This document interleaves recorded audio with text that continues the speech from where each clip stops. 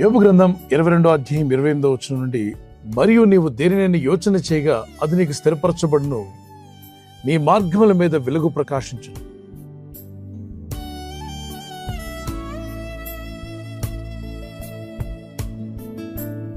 పరిశుద్ధ గ్రంథంలో భక్తులు వారు చాలా విషయాలు యోచించినప్పుడు కొన్నిటిని దేవుడు నెరవేర్చాడు.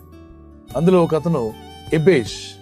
ఎవరికైనా పేరు పెట్టినప్పుడు శ్రమ, బాధ, వేదన, కష్టం అని పెట్టరు, మంచి పేర్లు ఎంచుకుంటాం. కానీ ఇతని తల్లి నా జీవితమే వేదనలో మునిగిపోయింది, వేదన అని పేరు పెట్టమంది.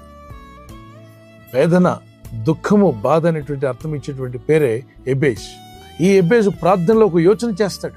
దేవుని యొద్దకు వెళ్ళి నేను మొరపెడతాను, ప్రభు నన్ను దీవిస్తాడు, ఆశీర్వదిస్తాడు అని ఒక ఆలోచనతో, ఓ దేవా నన్ను ఆశీర్వదించుము, నా సరిహద్దులు విశాలపరచుము, నీ చేతిని నాకు తోడుగా ఉండ దయచేయము, కీడును నాకు దూరం చేయమని ప్రార్థిస్తే దేవుడు అద్భుతంగా అతని ప్రార్థన విని ఆశ్చర్యమైన కార్యాలు జరిగిస్తాడు. ఈ ఎబ్బేజ్ అనే వ్యక్తి చేసిన యోచన దేవుడు స్థిరపరిచినట్టే కనిపిస్తుంది. అతను ప్రార్థన విన్నాడు, దేవుడు అతన్ని అంగీకరించాడు. ఈరోజు దేవుని యందు విశ్వాసం ఉంచి ప్రార్థిస్తూ మంచి యోచనలు చేయించిన మీరందరూ కూడా గుర్తుపెట్టుకోవాలి. నీతిమంతుడు, భయభక్తి కలిగిన వాడు, దేవుని యందు విశ్వాసం ఉంచిన వాడు ప్రార్థనాపూర్వకంగా ఒక యోచన చేసినప్పుడు దేవుడు దాన్ని స్థిరపరుస్తానంటున్నాడు. ప్రార్థనాపూర్వకంగా మీరు తీసుకునే ఆలోచన ప్రభు స్థిరపరచును గాక. అలాగే మీ మార్గముల యందు ఆయన వెలుగు ప్రకాశింపచేయాలని ప్రార్థన చేస్తున్నాను. మనం వెళ్తున్న మార్గంలో, మనం చేస్తున్న పనిపాట్లలో దేవుని వెలుగు ప్రకాశించినట్లయితే తప్పనిసరిగా అభివృద్ధిని మీరు చూస్తారు. ప్రార్థించండి, ప్రభా నేను అనేక యోచనలు కలిగి ఉన్నాను, నరుని హృదయంలో ఆలోచనలు అనేక వస్తుంటాయి, యెహోవా యొక్క తీర్మానమే స్థిరమన్నాడు. అనేక ఐడియాలు మనందరికీ వస్తూనే ఉంటాయి, కానీ దేవుడు అనుకున్నదే అది నెరవేరుతుంది. నీవు చేసే యోచన దేవుడు స్థిరపరచునుగాక, మీ మార్గంలో వెలుగు ప్రకాశించునుగాక.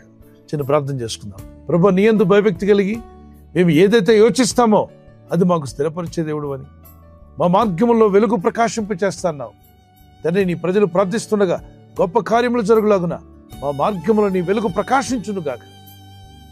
వారి బ్రతుకుల్లోని చీకటంతా దూరమగునుగాక. వారిని పట్టి పీడిస్తున్న వ్యాధి, రోగ, బలహీనతలు, సమస్యల నుండి వారు బయటపడుదురుగాక.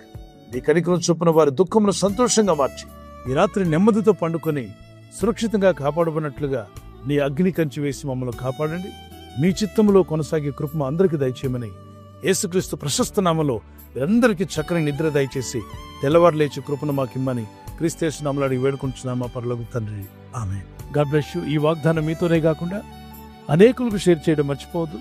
అలాగే ఈ యొక్క ఛానల్ సబ్స్క్రైబ్ చేసి ఇతరులతో కూడా చెప్పి సబ్స్క్రైబ్ చేయించండి. Good night. God bless you.